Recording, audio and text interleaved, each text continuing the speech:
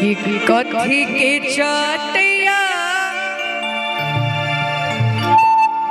अरे पापा हो बिछौले बाड़ा अरे के करा के बैठौले बाड़ा तो कथी के करे जवाब आवे के बा तो कथी के करे जवाब पापा हो बनौले बाड़ा इकरा के बिसरौले बाड़ा हो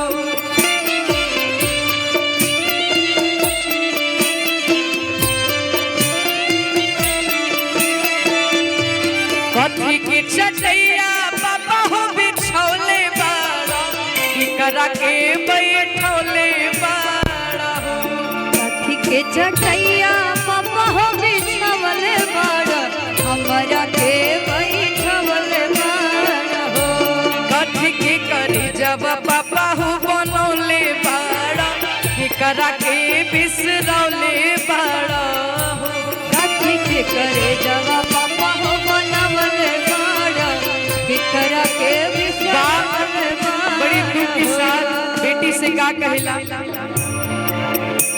फूस के चटैया बेटी हो बिछौले बानी तुहरा के बैठौले बानी हो उसके चटैया बेटी हो बिछौले बानी तोहरा के बैठौले बानी हो फूस के चटैया बेटी हो बिछौले बानी तुहरा के बैठौले बानी हो उसके चटैया बेटी हो बिछौले बानी तोहरा के बैठौले बानी हो काट के करे जावा बेटी हो बनौले बान बैठी बैठी काट के करे जवा बेटी हो बनौले बानी तोहरा के बिसरौले बानी हो कथी के बेटी हो बिछौले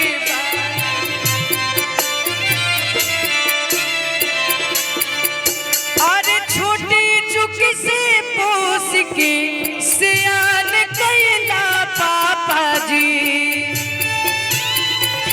उसके सियान कैला पापा जी छोटी चुकी से पोस के सियान कैला पापा जी कजंघिया बैठा के कन्यादान कैला पापा जी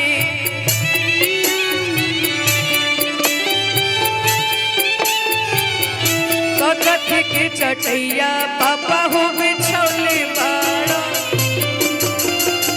अभी है अभी चाचा भी बाटे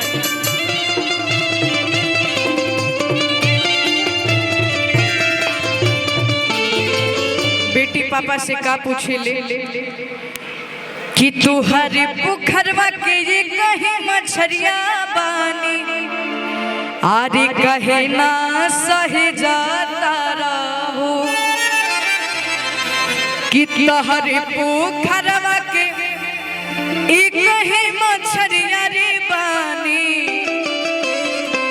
ये पापा कहे ना सहे जाता रहो आवे के बाद कके कन्यादान अपना बेटिया के पापा कहे ते जाता रहो कके कन्यादान अपना धिया के पापा कहे ते जाता रहो तुहरी पोखरवा के एक कहे मछरिया बानी कहे ना सहे जाता रहो देखी एक बेटी की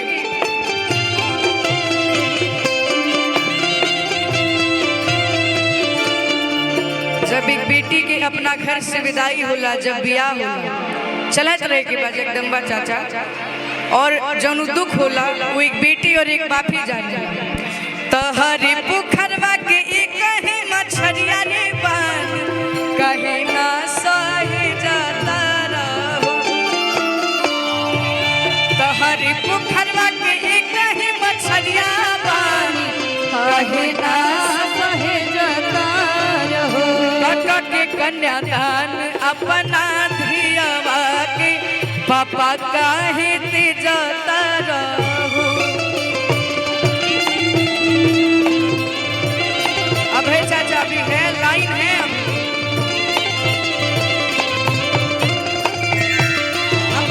हम ऐसे ही गुनगुना देता नहीं, छोड़ दे बाप।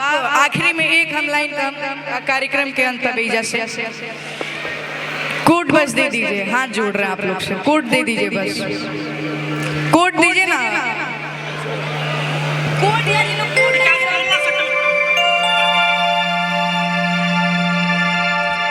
कि बाबुल का ये घर बेटी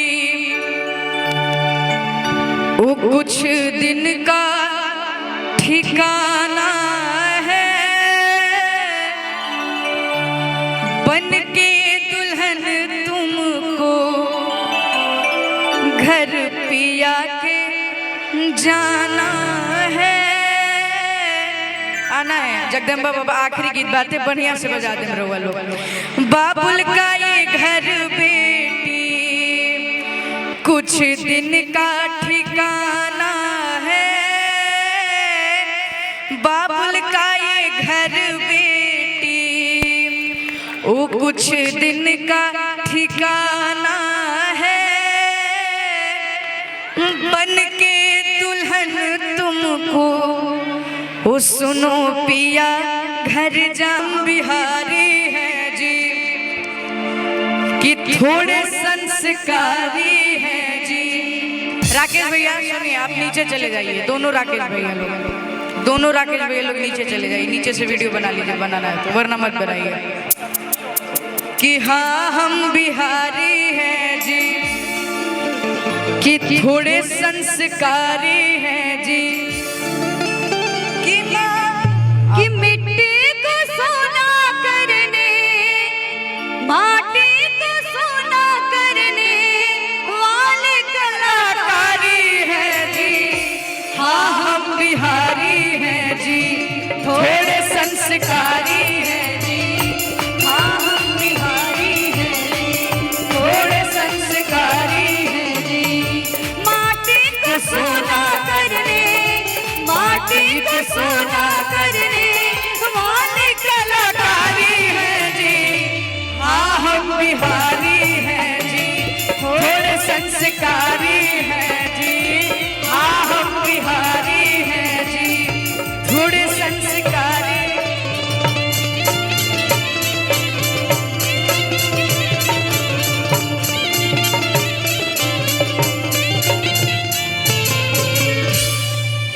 हम चाहेंगे कि हमारे बीच में डिहरी विधायक सोनू सिंह भैया जो लोजपा से और हमारे एनडीए के प्रत्याशी थे और विधायक बन के हमारे बीच में आए। हम चाहेंगे सोनू भैया से आगे आए, हमारे बीच में आस्था सिंह जी, संजना पांडे जी सभी लोग के बीच में हैं। सोनू भैया से आगे आर्यन बाबू और मिथिलेश पांडे भैया जो इस कार्यक्रम के संयोजक है, सोनू भैया को सम्मानित करेंगे। आगे आइए सोनू भैया। चाहेंगे एक बार जोरदार ताली हो जाए सोनू सिंह भैया के लिए, एक बार जोरदार ताली हो जाए। तब आप एक सेकंड रुक जाइए, फोटो ले लीजिएगा राकेश। चलिए अंग वस्त्र दीजिए।